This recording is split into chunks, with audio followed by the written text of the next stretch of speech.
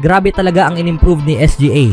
Paniguradong magiging MVP to ngayong season at Warriors nagkapalit ng role si Stephen Curry at Buddy Hield sa huling mga minuto sa laban, naging bangungot sa Hornets. Ngunit bago ang lahat, kung gusto nyo ng pangmatagalang basketball shoes, New Curry 12, mabibili lamang sa halagang $2,899. I-click lamang ang link sa comment section. Shai Gilgeous-Alexander muling nagpasabog ng puntos sa panalo ng Oklahoma City Thunder laban sa Houston Rockets, 137-128 nitong Martes ng araw. Dahil sa kanyang performance, nakagawa siya ng kasaysayan sa NBA. Sa loob ng 36 na minutong paglalaro, nagtala si Gilgeous-Alexander ng 51 punto, 7 assists, 5 rebounds, 1 steal at 1 block. Siya ay nag-shoot ng 18 of 30 from the field while shooting 5 of 9 from long range.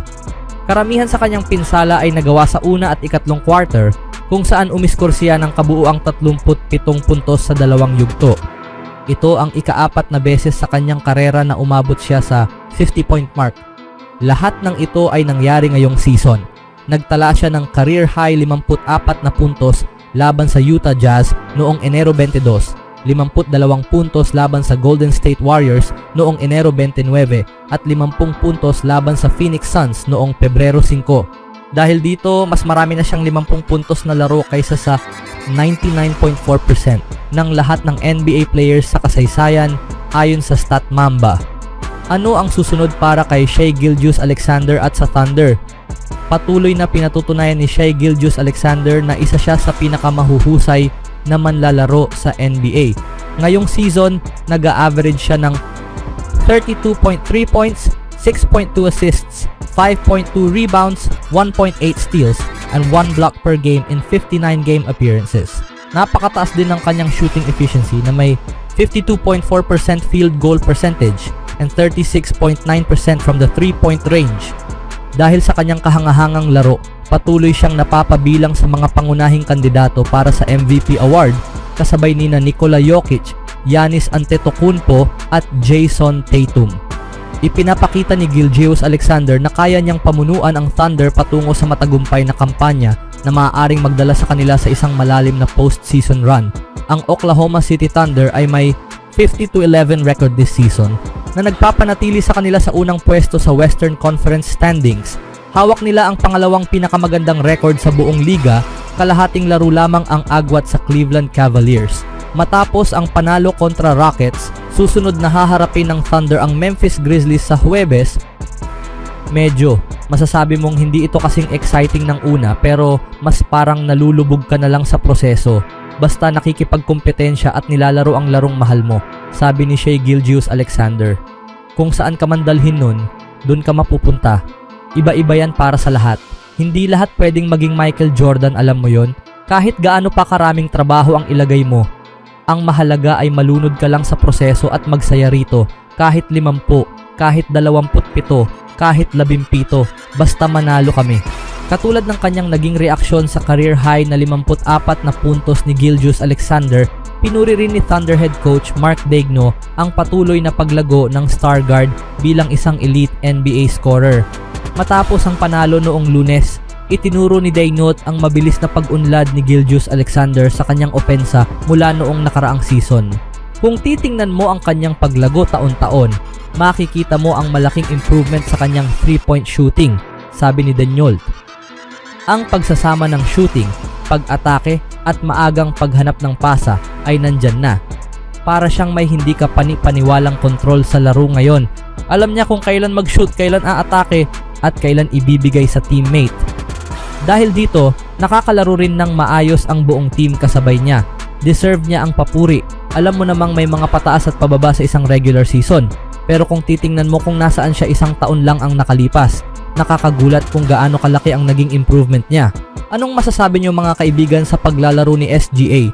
Sa ibang balita naman, habang mas nakaapekto si Steph Curry sa larong ito sa pamamagitan ng kanyang passing kaysa sa kanyang scoring, bagaman hindi dapat balewalain ang kanyang 21 puntos, isang particular na 3-point set kung saan nakipagpares siya kay Jimmy Butler sa isang off-ball screening action ang nagbigay liwanag sa defensive coverages ng Charlotte Hornets at nagdikta kung paano nila dedepensahan si Curry sa natitirang bahagi ng laro.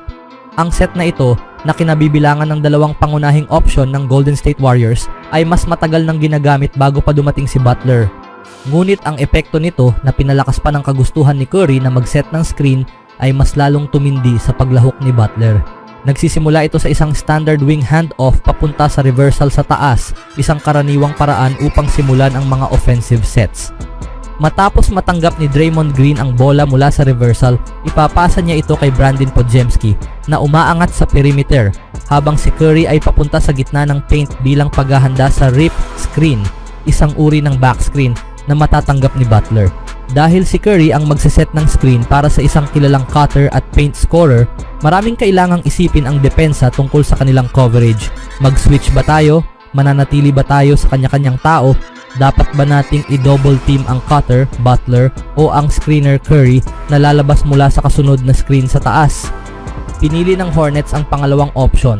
Ang bantay ni Curry ay nanatiling nakadikit sa kanya habang ang bantay ni Butler, na hindi nag-aalala sa kakayahan ni Butler na mag-shoot mula sa labas, ay nag-sag off para mas bantayan ang cut ni Butler. Habang naghahanda si Curry na lumabas mula sa screen ni Green, pansinin kung nasaan ang sentro ng Hornets na si Mark Williams sa puntong ito.